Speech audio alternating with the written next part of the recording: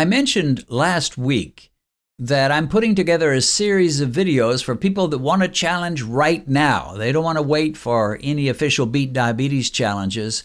They just want to start now, and I want to make the videos available they need to get started. And we'll make those available for download. Yeah, it'll cost a little bit, but it will be well worth it. So what you're going to hear today are my instructions for month number 3. Month number 1 was just check your blood sugar like crazy. Test yourself in post-meal glucose readings about an hour and 15 minutes after you eat, and find out what's going on with my body, what foods make my blood sugar spike, what foods do not. So that was month 1. Just do research on yourself. Month 2 was to cut the carbohydrates down to a serious level. Cut out the starches, cut out the sugars, obviously, but I'll cut out the starches too because they're not much different than sugar. They're going to turn into sugar. And cut out most fruit and so forth. You can see the month 2 instructions. But anyway, we're on month 3 now, and month 3 has to do with the other punch. In boxing, they talk about the left-right, the left jab and the right hook. Well, this is the right hook, I guess. The month 2 was cut the carbohydrates, and that's the big one. There's no question about it. If you have to pick one thing to do, it's cut the carbohydrates. And that's what I encourage people to do in the month 2 instructions. But now this is for people, you've done month 1, you've checked your blood sugar, you've researched your body, you know what makes blood sugar goes up and what does not. And then you've gone into month 2 and you've cut your carbohydrates, you're being a good boy or girl, and you're doing what you know you need to do. It's time for month 3. What in the world is month 3? It is time-restricted eating. I do not call it intermittent fasting, because fasting, number 1, scares people to death, and they're going to be instantly turned off by the idea of fasting. And secondly, it's not fasting. It is not fasting. Let me say it again. It is not fasting. It's simply narrowing the window of eating each day that you're going to eat meals. Everybody does intermittent fasting the minute you go to bed and you don't eat.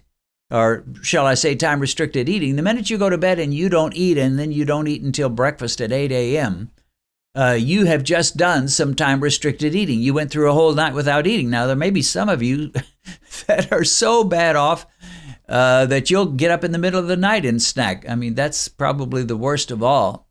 But everybody does that, at least some. But we want to stretch it. We want to stretch out the times of the day that you don't eat and narrow the times of the day that you do eat.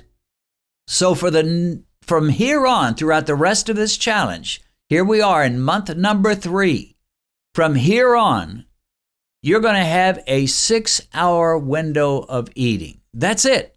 6 hours of the day. Now, you get to choose which 6 hours. It really hardly matters. You can say, I want a full breakfast and I want a full lunch. Has to be low carb, of course. We're not throwing out month number 2, the low carb eating. This is not, we're going to switch out from low carb to time restricted eating. So you're still going to do low carb, but you're going to decide which 6 hours of the day. So some of you may say, I want to eat a full breakfast and a full lunch, and then I'll stop, and I won't eat another thing until breakfast rolls around the next day. And that's fine. Or some of you may decide, like I do, that I will simply do I'll start with lunch. And for breakfast, I won't eat a breakfast except some bulletproof coffee or bulletproof tea or some bone broth soup. I've never done that, but a lot of people seem to like to do that.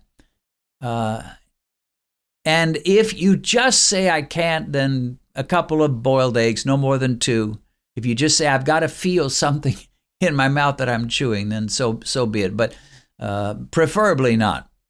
So month number 3 is where, to the low-carb eating, which you instituted in month number 2, you now add time-restricted eating.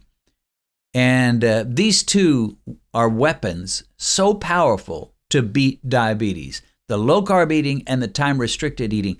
Time-restricted eating has become an idea whose time has come. I mean, they're all talking about it. Even vegans are encouraging it. It's amazing. I've seen a vegan guy who's encouraging everybody to do time-restricted eating. Why is it catching on even among the vegans, among almost everybody? And the answer is it works.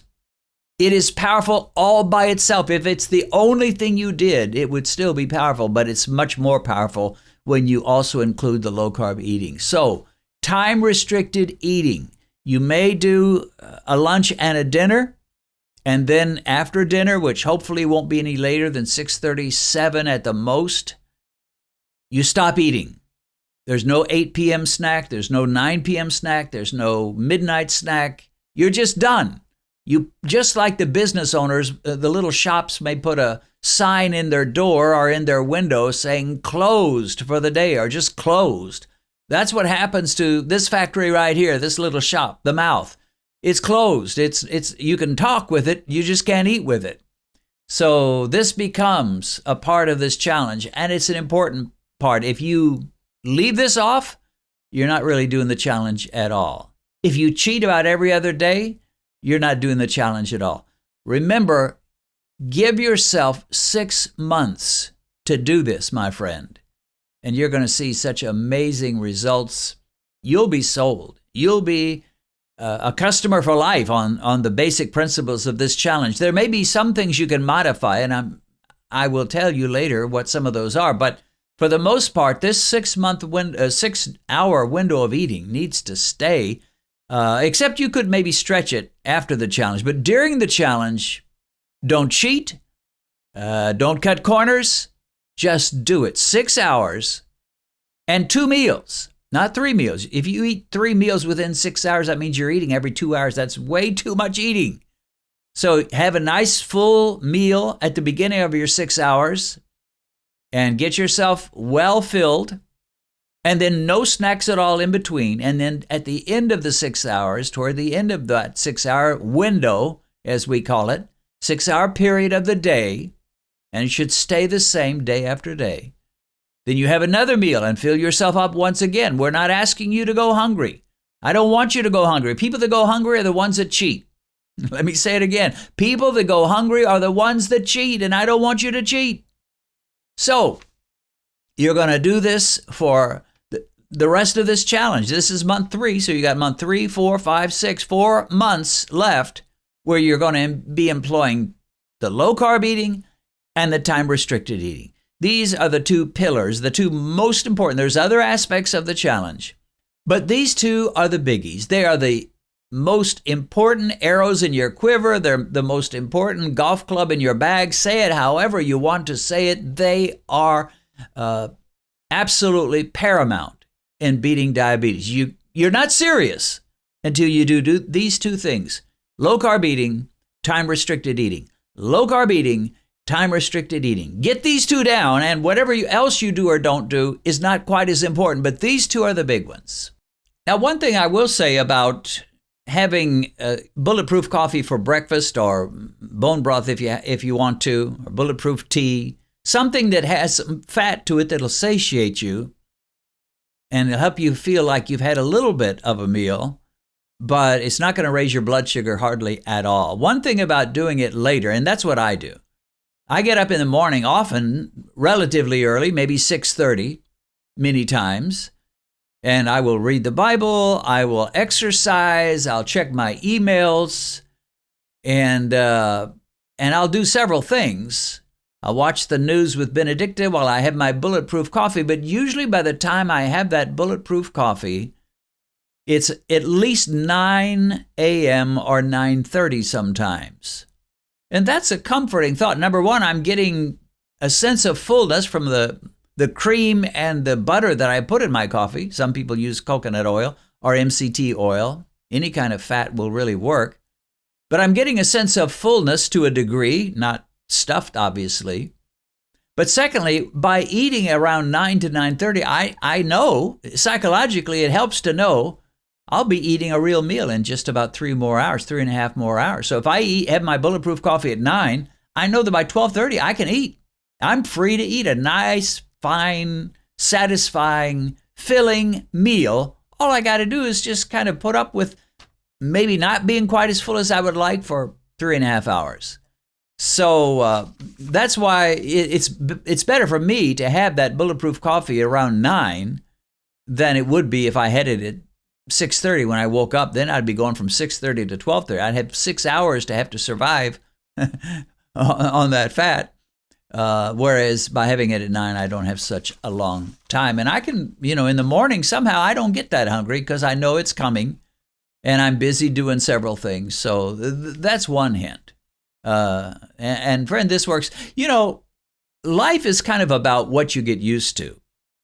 When I first decided I was no longer going to have breakfast most days, and I say most because I'm not going to tell you I never have a breakfast. Benedict and I normally have a Saturday morning breakfast. That's the one day of the week we do it. Or if I have a 36-hour fast, then the next day I'll have breakfast. But most days of the week, I don't have a normal breakfast. I have bulletproof coffee.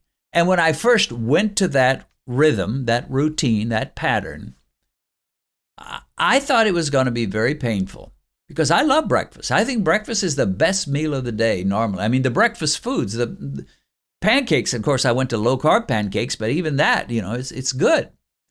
And I just thought, this is going to be hard. But I got used to it. I don't miss it at all now. And if I want pancakes and sausage, low-carb pancakes, well, I just have it for lunch.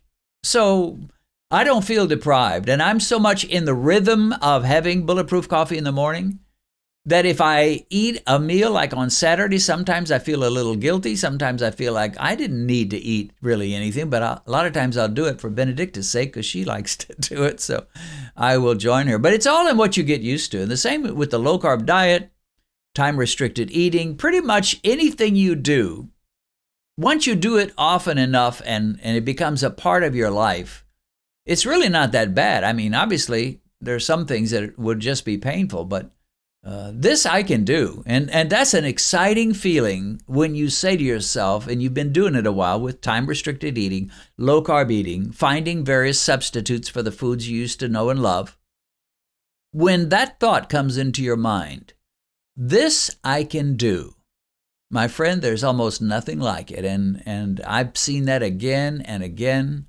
I don't feel deprived eating the way I do. I don't feel deprived having bulletproof coffee in the morning. I just don't feel deprived. I feel blessed. I get a morning fasting glucose in the 80s or 90s, and I feel blessed. I get an A1C of 4.8 or 4.9 or 5.0. I feel blessed. It's like, this is a small price to pay. And here I am, an old man, and I'm still doing pretty good. So I don't know how long I'll make it, but for now, I'm doing pretty good.